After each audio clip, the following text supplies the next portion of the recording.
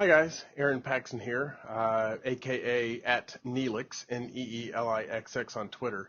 I'm a huge fan of HP's Intelligent Management Center, or their IMC system for network management.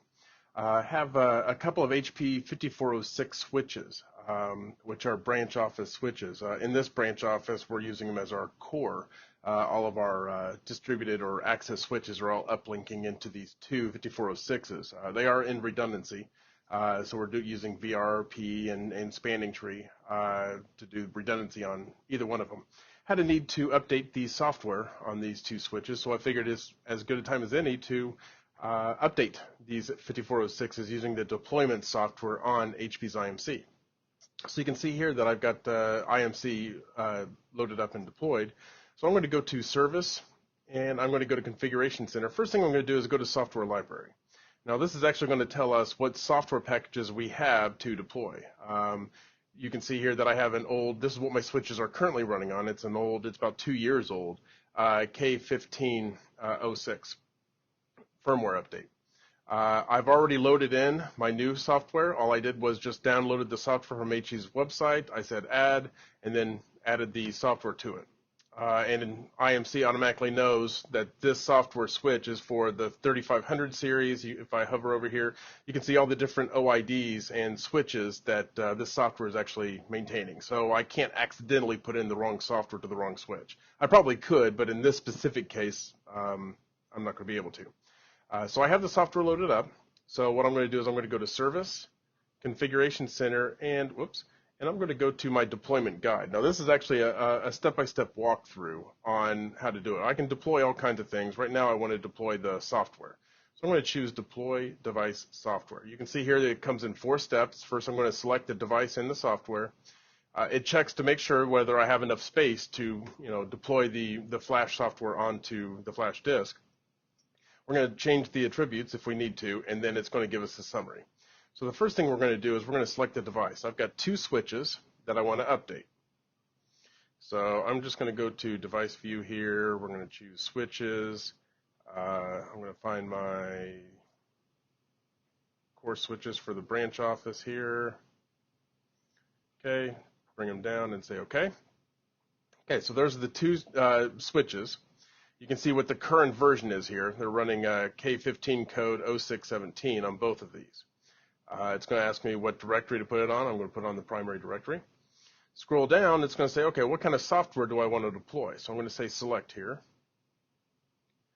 And I'm going to choose the K1512 software. Now I've already double checked and made sure that I can do a direct upgrade. Sometimes if you're really far behind and they actually do a boot code update, sometimes you have to have intermediary steps, but I've already double checked. I can do a direct upgrade from 15.6 to 15.12. So I'm going to choose that.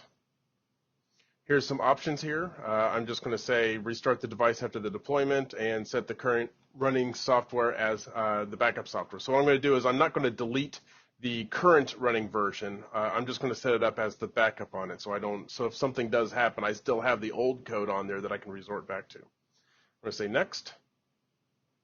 Checking the device space. Well, it already checked it.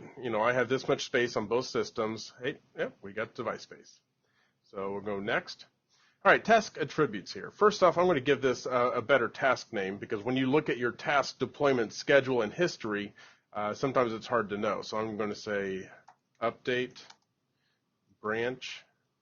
I'll call my branch here core switches firmware. Well, we'll just say FW because apparently you only have so many characters put in there. All right, I'm going to schedule this time because I don't want to do this during working hours. So I'm going to say I have a maintenance window at 10 o'clock tonight. So I'm going to say 2200. And seconds don't really matter, but we'll leave it there anyway. All right, so it's going to be tonight at 10 o'clock. Now the schedule sequence. These are core switches, and they run, with each other. I don't want both switches to be, updated and shut down at the same time. I lose my redundancy. So I want to make sure that one switch is done before the other switch. That way I can give it those few seconds or, 20 seconds, 15 seconds, whatever it is for VRP and spanning tree and all that stuff to converge in. So instead of saying concurrent, I'm actually going to choose sequential. And now I can sort on which devices I want to be done first. So I'll say CSO2 is going to be first, and then CSO3 is going to be second. All right, so error handling, I want to just stop the deployment. If something happens, I want to stop the deployment. Now, I do have a couple of options. I can basically say stop deployments on everything. If the first switch fails, then I don't want the other switches to get updated as well, because, well, maybe there's a problem with the update, and I don't want everything else to be failing as well. So I could say stop deployments on all devices. In this specific case, I'm actually going to be watching the schedule. So I'm going to say just stop the deployment on the current device, and we'll see what happens with the next device. And now we have the summary. This is the abstract here. Here's my task name, what type it is, the scheduled time, what the sequence is, the software that I'm deploying, and the switches that I'm actually going to be deploying. So we'll say finish.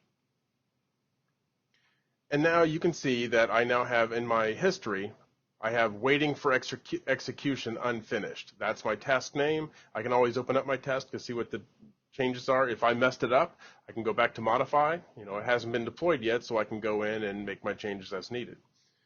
And that is how I can deploy a scheduled task. Now, once this happens, I will start recording on exactly what happened during the process and after the process. Okay, so unfortunately, it's the next day. I did watch the scheduled task, but I was at a point where I really couldn't do any kind of good recordings. So I'm going to tell you exactly what happened, and you'll just have to take my word for it. And then I'll tell you what it looks like after the fact. So last night at 10 o'clock, I started watching it. As soon as 10 o'clock hit, the scheduled task kicked off. The modify option was removed because obviously you can't modify a task while it's running. And then I was doing a constant ping to both my switches. It definitely took some time for it to copy over that code. I'm not exactly sure why it took so long to copy the code. But it took some time to copy the code, but then as soon as the code got put on there and the configuration got changed to boot with the new code, I started seeing timeouts on my core switch.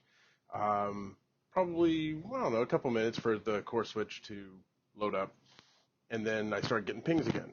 And then it took a good 5 minutes or so, maybe a little bit longer, before my second switch started going down. The only thing I could think of is that after the first switch came up, it actually had to wait for a pulling cycle in order for the IMC to be able to pull and say, okay, I got this new switch version, and you're good now. I now see you responding, you got the switch version, and now I can move on over. That's a guess. I probably should do a packet trace the next time this happens so I can see exactly what's going on.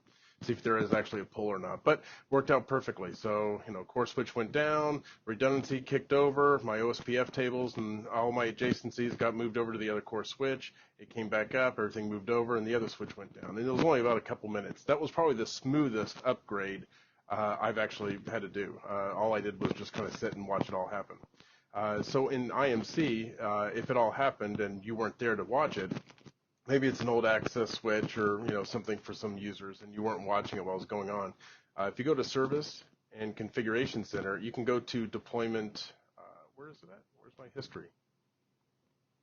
I'm probably looking right at it here. Maybe it is Deployment Task. Yeah, there's my history.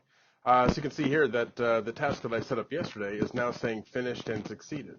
You know, it was kicked off at 2200 at 2 seconds.